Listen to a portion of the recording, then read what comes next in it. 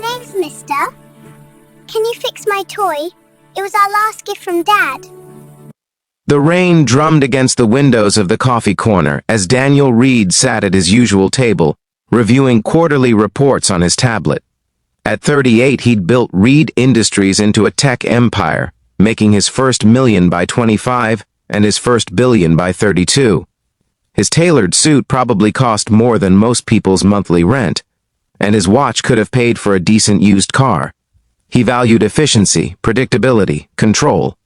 That's why he came to this particular cafe every Tuesday morning. Same time, same table, same order. Black coffee, no distractions. "Excuse me, mister?" Daniel looked up, irritated at the interruption. A little girl stood beside his table, maybe 4 years old, with blonde braids tied with pink ribbons and shoes that had seen better days.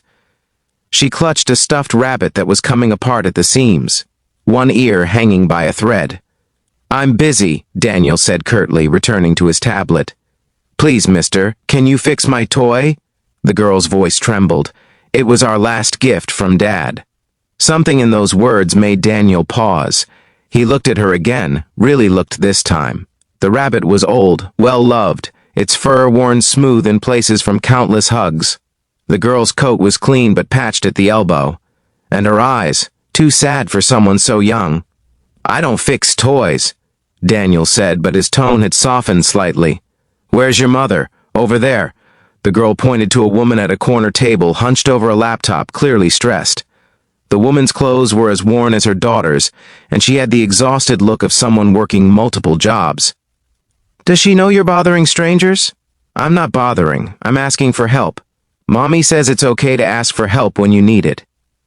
The girl held up the rabbit. "His name is Floppy. Daddy gave him to me before he went to heaven. But he's breaking, and Mommy cries when she sees him because we can't afford to buy a new one. And I don't want a new one, I want this one. Because it's from Daddy." Daniel felt something crack in his carefully constructed walls. "When did your dad die?" 6 months ago. He was a soldier. Mommy says he was very brave." The girl's lip trembled. "I'm trying to be brave too, but Floppy is breaking and I don't know how to fix him." Daniel set down his tablet. He'd never fixed a stuffed animal in his life. He'd never had children, never planned to, too messy, too unpredictable. But looking at this little girl with her broken rabbit and breaking heart, he found himself unable to say no. "What's your name?" "Lily." "Okay, Lily. I can't fix Floppy myself, but I know someone who can." Daniel pulled out his phone and typed quickly. "Give me 1 minute," he called his assistant. "Margaret, I need you to find me a toy repair specialist, the best one in the city, someone who can fix a stuffed animal. Today. Price is not an issue. Yes, I'm serious. I'll explain later. Text me the address." Lily watched him with wide eyes. "You have a phone that calls people who fix toys?" "I have a phone that calls people who can find people who fix toys," Daniel corrected with the ghost of a smile. "It's almost as good." His phone buzzed. Margaret had found someone. A woman who specialized in restoring vintage toys and stuffed animals, 40 minutes across town. "Lily, I need to talk to your mom." Daniel stood, and Lily grabbed his hand trustingly, leading him to her mother's table. The woman looked up, alarm crossing her face as she saw her daughter with a stranger. "Lily, I told you to stay where I could see you. It's okay, Mommy. This mister is going to help fix Floppy. I'm sorry, she shouldn't have bothered you." The woman started gathering her things, clearly embarrassed. "She didn't bother me. I'm Daniel Reed. Your daughter asked me to fix her rabbit, and I found someone who can do it professionally. There's a toy restoration specialist across town. If you're willing, I'd like to drive you both there and have Floppy repaired today." The woman stared at him. I can't afford. I'm not asking you to pay. Consider it a favor, one that costs me nothing but costs you and Lily a great deal if Floppy continues falling apart. I don't accept charity from strangers. It's not charity, it's..." Daniel paused, searching for words. "It's gratitude. Lily reminded me of something I'd forgotten. That seemed worth acknowledging." The woman looked torn between pride and practicality, between protecting her daughter and accepting help they desperately needed. "Please, Mommy?" Lily held up Floppy. "His ear is almost off." The woman's eyes filled with tears. "Okay, Thank you, Mr. Reed. Call me Daniel. The drive across town was unlike anything Daniel had experienced. His luxury sedan seemed absurdly large, with Lily buckled in the back, chattering about Floppy's adventures and asking Daniel questions with the relentless curiosity only children possess. Are you married? Do you have kids? Why are you wearing such a fancy suit? Is it uncomfortable? Do you have to wear it every day? What do you do for work? Have you ever been to Disneyland? The mother, Sarah Martinez, Daniel learned, kept apologizing, but Daniel found himself oddly charmed by Lily's directness. I'm not married. No kids. The suit is comfortable once you get used to it. I run a tech company, which means I solve problems using computers. And yes, I've been to Disneyland, though it was many years ago. Did you meet Mickey Mouse? I did. Was he nice? Very nice. I want to go to Disneyland someday, Mommy says, when we save enough money. But that might take a really long time. Sarah's face reddened. Lily, that's private. It's okay, Daniel said quietly. At the toy repair shop, they met Clara Chen, a woman in her 60s with gentle hands and a workshop that looked like a magical hospital for injured toys. She examined Floppy with the seriousness of a surgeon. This is good craftsmanship. Handmade, if I'm not mistaken. The stitching suggests someone put real love into making this. Clara looked at Lily. Can you tell me about Floppy? My daddy made him. He learned how to sew in the army because soldiers have to fix their own stuff sometimes. He made Floppy for my 3rd birthday, right before he had to go away again. Lily's voice grew small. He said Floppy would keep me safe when he couldn't be there. Clara's eyes misted.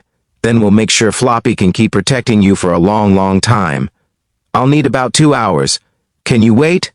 Daniel checked his watch. He had a board meeting in 90 minutes. He should leave, send his driver back for them. Return to his predictable, controlled life. We'll wait, he heard himself say. Those 2 hours changed everything. Daniel took Sarah and Lily to lunch at a nearby cafe. Nothing fancy, just burgers and fries.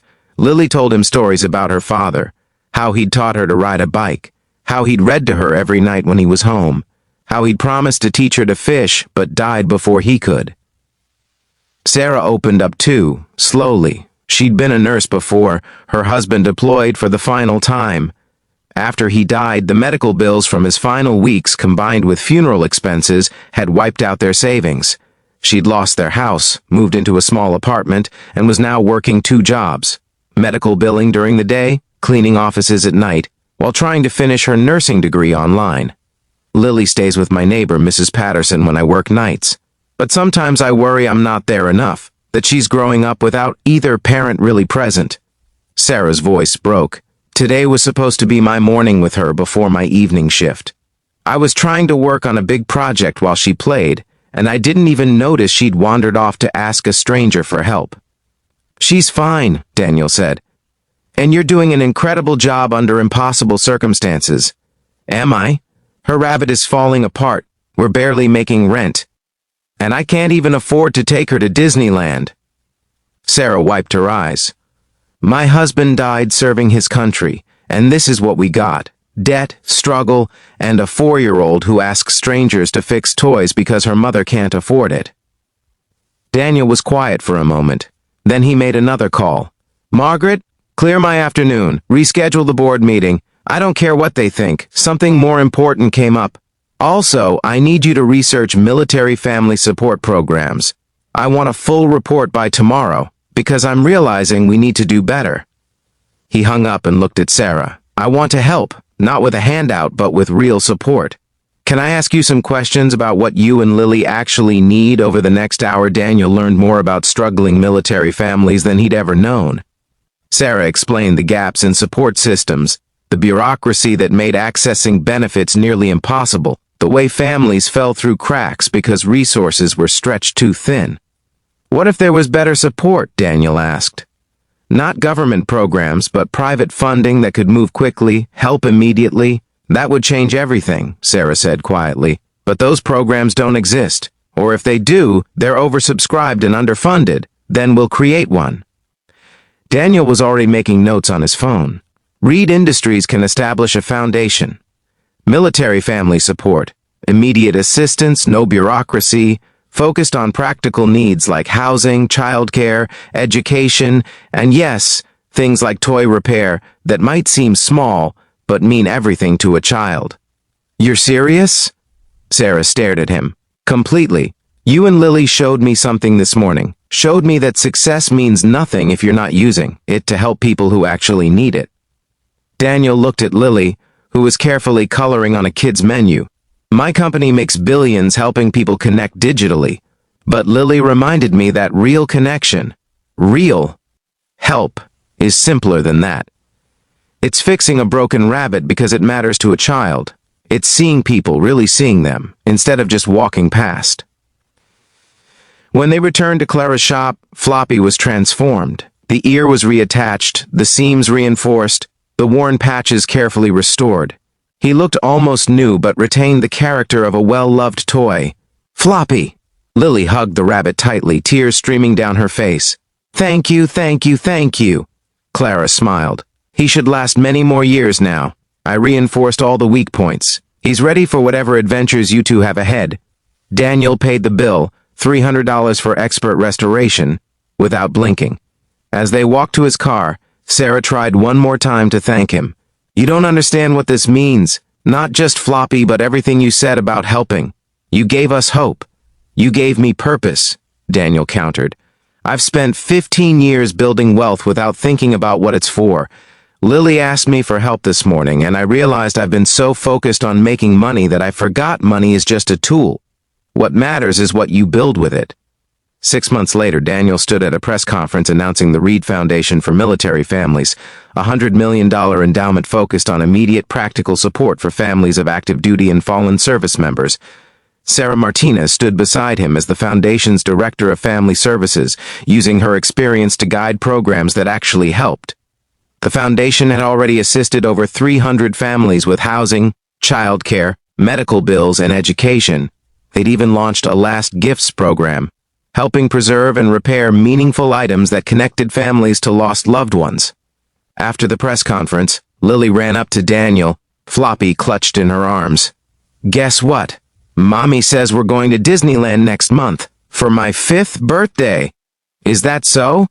Daniel knelt down, and she says, You're coming with us, because you're part of our family now. Lily hugged him fiercely. Daniel looked over her head at Sarah, who smiled and shrugged. She's not wrong. You changed our lives, Daniel. The least we can do is let you meet Mickey Mouse again. Daniel felt tears in his eyes, something that would have been impossible 6 months ago before a little girl with a broken rabbit had asked him for help and reminded him what actually mattered. I'd be honored, because sometimes a 4-year-old asks a millionaire to fix her toy, and in the process, fixes something broken in him. Sometimes the people who have the least teach the people who have the most what wealth really means. Sometimes a stuffed rabbit becomes the bridge between a world of privilege and a world of struggle, showing that the distance between them is smaller than we think. Just one moment of genuine connection, one choice to help instead of walk away. Daniel Reed still wore expensive suits and ran a billion-dollar company, but now he measured success differently, not in profits but in floppy-shaped miracles, in families helped, in children who could keep their last gifts from parents who'd given everything. All because he'd said yes when a little girl asked, Mister, can you fix my toy? The answer had fixed so much more.